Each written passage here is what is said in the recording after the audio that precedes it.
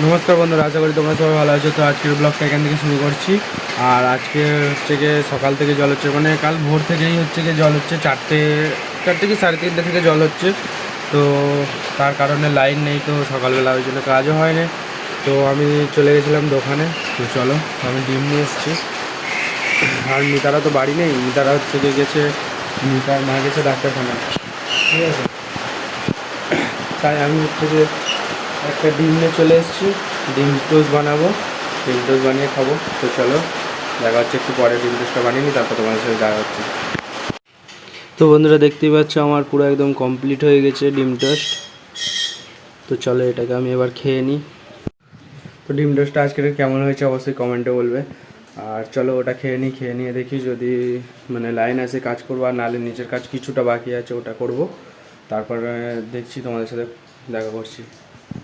আর এখন একটু বাইরে যাব, তার কারণ হচ্ছে যে সবাই বন্ধুরা বাইরে বসে আছে, ফোন করেছিল, তাই যাব এখন বাইরে। তো চলো সেখানে গিয়ে দেখা হতেও পারে, বা ঘরে এসে দেখা হচ্ছে, ঠিক আছে।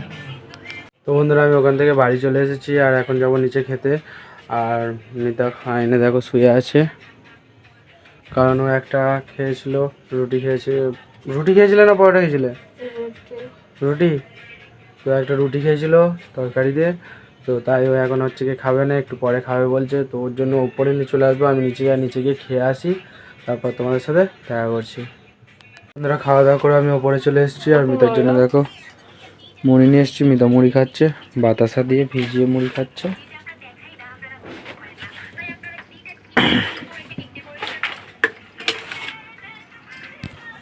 তো যাই হোক, চলো তোমাদের সাথে একটু পরে দেখা করছি।